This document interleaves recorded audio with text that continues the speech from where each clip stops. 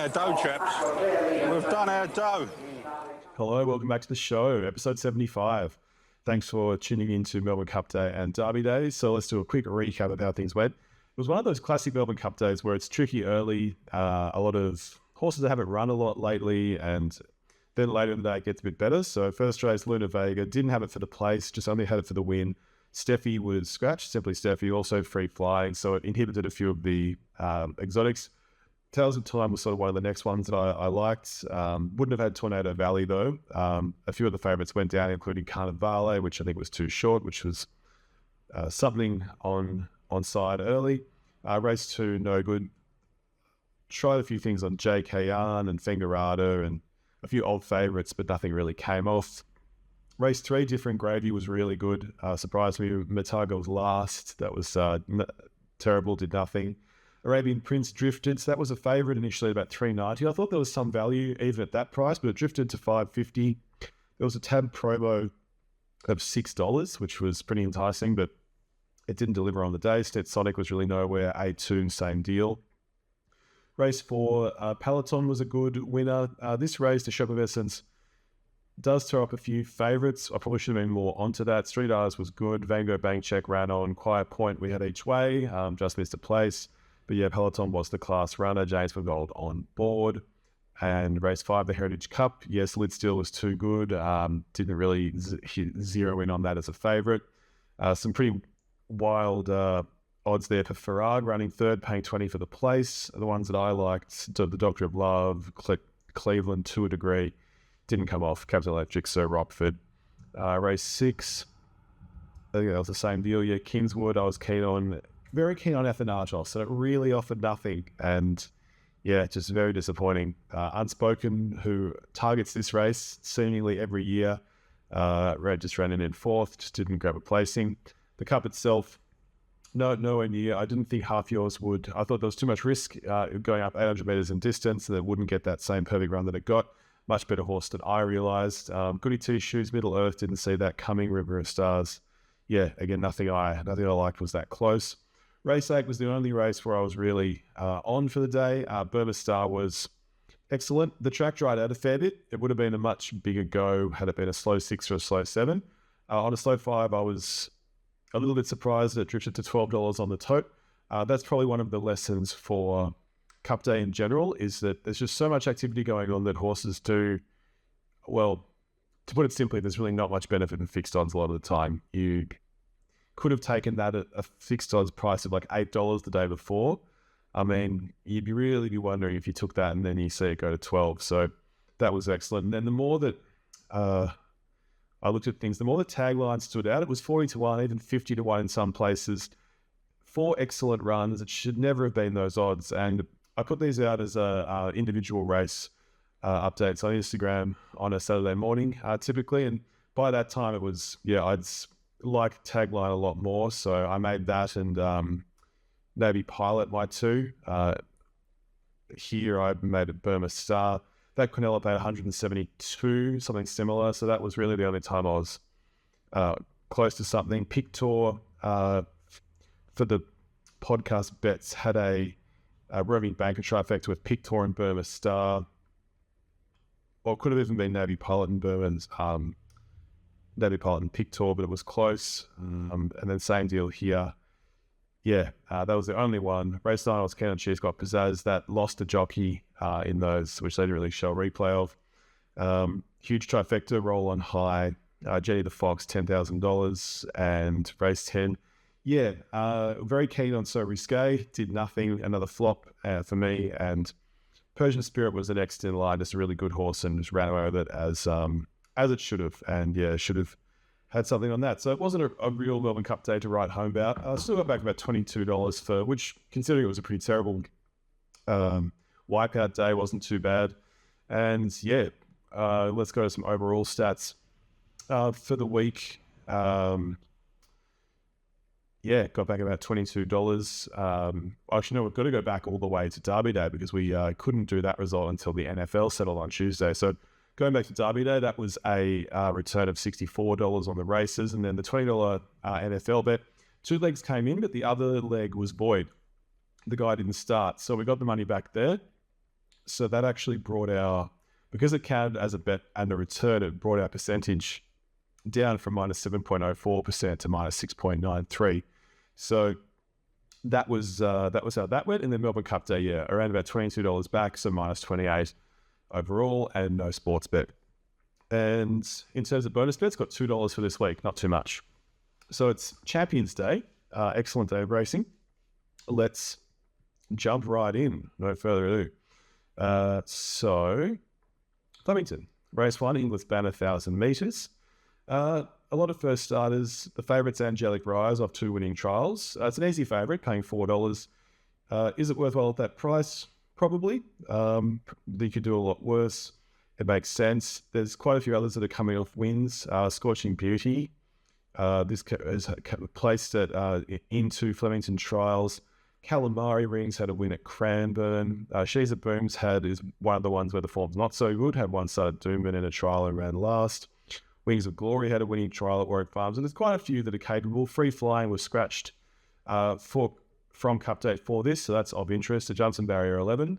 And the one that I think makes the most sense is Streisand. It's Jordan Barrier 1, which is a little bit of a concern. A few of those running on the inside haven't been running that well down the straight. But the second at Flemington, it was really strong. It faced the breeze the whole way. It was tough down the straight. It only got run down by Eurocanto, really in the shadows of the post when it had already held everything else off and just couldn't hold that off. But very tough. Can see it going forward, can see it holding on down the straight. It was $6.50 around about, now it's into $6. So I'd say that's a better value bet. Ben Mellum on board. And then, you can make a case for lots of others. With the exotics, I might even do something where you just take the field to win, try and get some value, and then do Streisand for second and a couple for third, or I'll do something like that in the bet sheet just to try and play around. You never know what's going to happen. Scorching Beauty at 70-1. This with those 2 trials at Flemington with the experience could run well. That's paying 14 for the place. So fun races to just try something. Bohemian Rhapsody also is another one. Place trials. So not a race to go too crazy on though. Race 2, Royal McDonald House Charity, 600 metres, 84 grade. Sabage is a big favourite at $2.70. Scratched from Cup Day for this. What can be said? 50% winning strike rate. And it makes sense. It's going to go back. It's going to run on. It was a good second in Morville behind Reserve Bank over the 1200. Sort of an unsuitable distance considering this is more middle distance-ish. It's drawn wide, but probably won't affect it too much. It's got a heavy weight though, 59.5. Vega Magnifico will go forward. Amberite will go forward. Same with Nation's Call. So there should be a little bit of speed in there. Mary Eliza's 2 from 2, second up. Stay middle distance horse on the improve, young, 54 kilos. That is quite tempting at $17. And then out of Compton, this is now 40-1, but I think it's a better horse than that. 24 starts, 6 wins, 9 placings. It's drawn really well. That could run a place at big odds. So I'll do an extra bet on Sabage only because it is the favourite. It has got the form. It sort of has this big build up to running after Cup Day and everything like that. So Sabage each way, place bet out of Compton, and then each way Mary Eliza for that value. Hopefully there's a bit of speed in that race. Race 3, Fisher Stakes, 1200 listed. This is a really cool sprint field. Front page down in grade. It's got a lot of weight though, 60 kilos. Drawn in 1, pretty perfect. Nadal hasn't really got a liking for the straight yet, so a bit hard to enthuse. King of Rousseau is first up. That had a good win in Group 3 at its last start, which was a few months back. It's had trials in preparation. Looks ready, it's set for this. Tisneck, Clarbell. Look, I still think, I sort of don't know what to make of that Moonee Valley form with the second with Clarbell's a jigsaw. I'm just riding it off, to be honest. Needs of luck, should run well. Stay focused. This goes under the radar a bit. It's out of Cosmic Force. 13 starts, 3 wins, 3 placings. It's been good. Like, it's had some good runs in better grade. It's paying 19 here. I think that could surprise. I think it's worth an each way a little bit. De Bergerac loves the straight. It's down in weight here. It's only got 54. The win last time at 21 was great. Beating Solly Bolly. And yeah, just weighted well. And I think that's a good one at 14. And then Vestas. This has had 2 really good runs back. Caulfield and Moonee Valley, both group grade. Yeah, this is drawn at 11, so she'll get a good run. Big swing, I can't forget. This is the actual favourite in the race. 6 starts, 4 wins. It's sort of mixed grade in its only brief racing lifetime 64 grade, Group 2, then back to Open, before that listed, sort of all over the place. So still finding its mark. One started the track unplaced, and yeah, I think it's a little bit too short though. These straight races, you really got to love it. So each way on, let's have a look again. Each one stayed focused, each one Vestas. I think it's just the right horse at the right time. It's going to run really well. And then Quinella around 12, stay focused, 13 to Bergerac, 14 Vestas, and 3 King of Rosso. And then in a bigger sort of wider box trifecta, trying in front page and big swinger. But yeah, value in Vestas, value in stay focused, and good race and good betting race. Race 4, Matriarch Stakes, 2,000 meters, Group 2. This one, just from the outset, going to say it's hard to tell. She's a Hustler's got a great winning strike rate, 6 from 9. Just goes up a fair bit in weight again. So last time it carried 54, now it's got 57.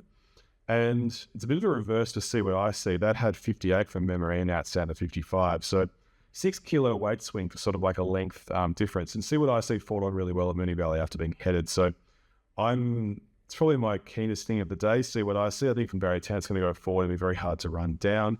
Moving out, this gets a bigger track at Flemington to sort of run down. The 1400 early in the prep could have been first up. No, second up. Wasn't that suitable. Last time it made a mid-race move in that Moonee Valley race behind She's a Hustler. That sort of didn't work out. Intrigued to see how it runs in. Not necessarily that keen. Terrastar could be one for the place. It's placed sort of around 40%, maybe high 30s. Barrier 1, 50 to 1, probably over the odds. A few others here, like Positivity's out of form. Jetty Lala has been mixed, real class. Not sure how that's $10, to be honest. And then LL Con's first up. Really good Sydney 2,000 meter staying form last prep, but yeah, top weight. Not sure with that. So moving out, intrigued, but yeah, see what I see is the go. That's race 4. Race 5, Queen Elizabeth Stakes. Right from off the bat, this one is hard. A lot of horses with mixed form, out of form. Naval College. Grand Pierre has been middling. Strawberry Rock out of form. Post Impressionist. Country Cups grade, maybe. He's a shocker, same deal. Braden Stars, had a win 2 starts ago, but unknown. So Birdman's there, big weight, bad barrier, 550. Say that he certainly went back to Bendigo, and I think won the Bendigo Cup probably like a week ago. Very honest, delivers pretty well. Yeah, a race I want to avoid pretty much at all costs. I would just have something each way on Barclay Square just because of the weight. It's carrying a lot, 59, but I feel like a lot of the others around it are going to be less used to carrying that, and Barclay's just been going under the radar. The runs have been pretty good. 4th behind Valiant King from 16th. That looks better after Valiant King's recent runs. 3rd in that Geelong Cup behind Torrenzino. It's just been ticking over, so I think that goes a bit underrated, and likes Flemington. So small each way bet on Barclay Square, but yeah, a race to sort of avoid for me. Then we get into the good stuff. Race 6, Group 1 Champions Sprint. Giga Kick put that Caulfield field away really easy last time. Just a class above. Defied the pattern, came from last, just went around them like they weren't even there really. That's paying $5.50 here. Jetabil, big class rise. Cabalas, I mean, it won really well. I just, didn't really know where it came from that time. Well, yeah, last time at Flemington, it won't be GG's Truth. I couldn't understand why it was so short. It won really well. This is a huge jumping grade again from that field. But yeah, $18 here. Libertad, 80 to 1. Tropicus was scratched from something. Caulfield, I think it was scratched from recently. It's just had another trial. That's paying 9. Jolly Star, great horse, likes the straight. 290 is quite good. Magic Time, probably more of a Group 2 sort of horse, but pretty capable. $16 probably overs. Benedetta, Cantor in a good run. And then Tenterus, just a top 3-year-old. The run last time was amazing. The ride was even better, just sitting at the back and just saving energy and then just exploding away. Craig Williams here will be interesting to see what they do. Jumps up in grade though. It's tackling the big guns this time. No more 3-year-olds. It's the tough ones. Jolly Star and Giga Kick. So I still think Giga Kick has a lot to offer. Pretty sure it ran in that Sunshine in Paris race last year and ran down the track.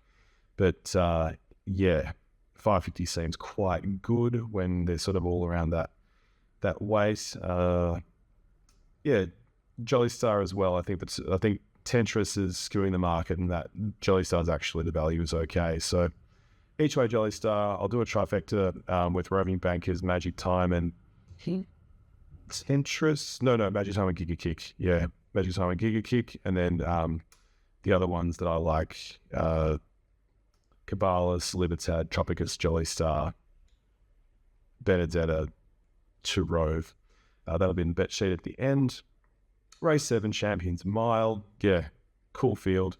Brightside, Shea Wolf. Pericles has been consistent in Sydney. 4th, 2 lengths behind Shea Wolf. 3rd, 1.5 lengths behind Autumn Glow. Draws really well here in 4. Can go forward and get a pretty good run. A few of these with speed are drawn out wide, so Brightside will probably come and be pretty handy, but that's from 9. Pride of Jenny will go forward from barrier 2, pretty ideal. Treasure of the Moment will go forward as well. That's from barrier 3, drawn outside of it. So Pride of Jenny again will get a really good run. Like a Lucy goes back. That hasn't had the best of luck lately and deserves better, but this will be tough. When it ran second last time, the Pride of Jenny, that wasn't really the toughest group one ever. This one's a bit tougher again. So hopefully it runs well, but I think it'll be in that sort of place ruck again. And Steffi, probably not as well suited to Wait for Age. But it's also I really like. So, yeah, I think that the place for Pericles is valued just based on the run that it will get, but a great race to watch. Where will Brightside sit? Will Chaywolf come down the outside? Could Lake Forest do anything? Von Hawk's been in good form. Could that jag a place? But yeah, Pride of Jenny should get another good run. And Treasure of the Moment, if it backs up well after the Cox Plate, should be right there to run it down. So, yeah, excellent race to watch. Champions Stakes, race 8. Tom Kitten has been running in top races, wasn't that far behind Shaywolf last time. It gets a bit of a class drop here, Light Infantry Man, Cavalica, Attrition. Yeah, not really the biggest top liners, but Attrition should be very happy with that 4th in the Cox Plate. That was pretty wild for a horse like that. Alan Kerr's in there. Pier, this has been running really well, goes under the radar a little bit. 3rd behind Shaywolf in that race last time. 5th behind Autumn Glow, only 3 lengths behind, so that's paying 12. Golden Path is capable. Point King was really terrible at Moonee Valley. I really liked it. Had a fair bit of confidence in it, but yeah, no, it was just battled the whole way, and even the pace was there for it to run on into the race, and it didn't. Zambato's jumping up from 78 grades. That's quite interesting to go from that to a Group 1. Currently paying 16. Via Sistina, nothing needs to be said. If it runs anywhere near the Cox Plate run, it'll dominate these. Drawn out wide though. Benagil, this gets up to the distance that it wants, around 2,000, and will be running on, so don't discount that for exotics. But yeah, place on Pier, I think it'll get a good run, and then yeah, I'll do an exotic around something for a Roving Banker to run in this in the top 3. Maybe Tom Kitten and Benagil, or maybe Pier and Benagil, but I'll do something around that at the end in the bet sheet. And then race 9, this is a big field, and it looks really difficult initially, but it's actually not too difficult once we dig into it a bit. So Chinqui's got a big weight, doesn't necessarily like Flemington. Grand Larceny only ran at 1,100 for the first time placing last time, so has a bit more weight, so that'll be tricky for that. Miss Icelandic, really good first up, but doesn't really like Flemington. Mount Niseko, this likes to fight, so it's been in some tough straight battles in Morphettville. Doesn't really like it wet, so it's been running pretty solidly for the last few hours here on Friday night, so that might struggle in the wet conditions. Solly Bolly's only 2 from 12 winning strike rate. $3 is pretty short for that. Code Ego, it's been in decent form. This one has a 3 kilo claim as well, and quite good second up. 2 starts out of 4 wins, so that's something to jump on at 40-1. Fishin, no good, doesn't like Flemington. Yaldi wants further, probably 1,400. Ballastier's been winning in lesser grade. One at Moonee Valley leading. Could run well here, not sure. Sweethearted, this is a great run on horse. It's had some good trials. Then ran at Caulfield, made a lot of ground behind Don't Hope Do. That would be pretty unsuitable. This would be ready to fly. So the 550 is great. Jump on. Sparkling, grade, not sure. Gracie's Reign. This is 5 wins, 5 placings from 15 starts. Pretty impressive. 2 trials in the lead up. This is 70-1, but quite capable, and the barrier 18 won't be that much of a disadvantage. Latin Lover, just like Gabby, not really sure in the class. Actuality's been good. Craig Williams on board. This is consistent, so do well. And then 18, 19, 20, not really sure. So I would box all those in a Quinella, so something around 5, 7, 11, 13, 16. Yeah, and then each way Codigo and each way Sweethearted, the way to go there. Flemingtons, and then Rosehill. 3 group races here. So we've got race 6 is the Golden Gift, group 3. A few have just had 1 start, a few are first up. The favourite is, what was it, Artemex or Revengeance? They're sort of vying for it. I'm going to go for something down the order Mystical. This is out of Exceed and Excel. It was second in a trial. It sort of hit the line quite well. It's paying 19, just for some value. There's others here. Spicy Miss, out of Trapeze Artist. Very, very keen on horses bred out of Trapeze Artist. That's paying 14. And there's a few others. Rapid Progress at 34. Threesome at 21. Pick something at value would be the go in that one. Race 7 is the Group 2 Hot Danish Stakes. Mr. and Beanie and Mirabelle Rose have gone up to contest this. Coco Jambu's gone back up there after having a trial at Flemington but not running in any races there. Arctic Glamour's out of 4, so in Maze there. Bohemia, yeah, not really sure. Just going to leave that. Those favourites can fight it out, even though I'm not really sure they're going to actually fight it out, but they're certainly fighting out the market at the moment. And then race 8 is the 5 Diamonds listed. Transatlantic, coming off 2 great wins, one of them in the Tour handicap. Top weight, 59 kilos, drawing barrier 13. Sounds like a recipe for disaster to me, so 260 is quite short for that. Bullet Point with the international form will improve. The Inflictor's quite capable. That's had 4 runs in, paying 30-something. Militarize, Rise at Dawn. Firestorm loves Rosehill. That can't be forgotten. Excellent record here. And then down the order, Vivier's sort of in form. Though it did have a great run last time and pulled out at the right time. So Firestorm is great value at 13s. Rise at Dawn will go forward and make things tricky for Transatlantic, who probably won't be able to cross it. So each way Rise at Dawn, if I had more money, each way Firestorm, and then, yeah, just one to watch, I think. And then race 9's back to, 78 grade. And then briefly looking at Ascot, there's 3 races over there listed, Group 2 listed. So the race 7's the Fairetha Stakes. King of Light's the favourite. Looks like 3 starts, 3 wins. Yep. This just won last time, came down the outside, just got there. Barry won this time. Could go back and be trapped. Country God, this had good form last prep, and then it was only a length and a half off King of Light. Probably gets a better run this time. So that's paying 20s. Seems like value. Medusa number 3, Rockfest number 4, very much in it. Streamlined down the bottom. This is M1 run at Belmont. It was wide sort of the whole way. Had a little bit of cover, but was still wide there in the straight. Was a little bit wayward, but put them away towards the end. It's got a lightweight, 54 kilos, and like that at 12s. So that or Country God would be the way to go. Race 8, the Lee Steere, Group 2. Western Empire's had 2 trials ready for this. Seems to run better when it jumps from an outside barrier because it goes back. So as a $3 favourite, that is in its favour. Buster probably wants further, or just second up's a bit too early for it. Some good ones in here. Aberration Express, Super Smink. More of a watch race there than having anything. And then race 9, the Luckygray Stakes listed. Had a look through this. Captain Pluto is short. Just not sure how this will go. So that's everything. And I'll leave the sports again this week. Couldn't see any good promos. Bets off on screen. Thanks for watching again. Hope you've had a good Melbourne Cup and Derby Day and that you can get something going on. Champions Day to finish up. The tab promos have been quite good. So they offered Point Barrow $9 on Oaks Day. Started about $2.80, so they pumped up those odds. Anyone for half yours on Cup Day would have got the pumped up, was it $15?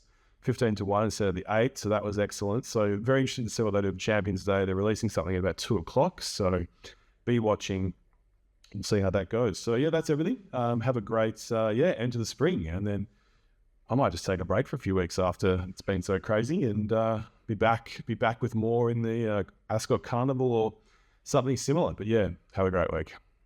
And then came Sweet Liaison as they turned for home. Jefferson, he's been in front every inch of the way. He's out like 2.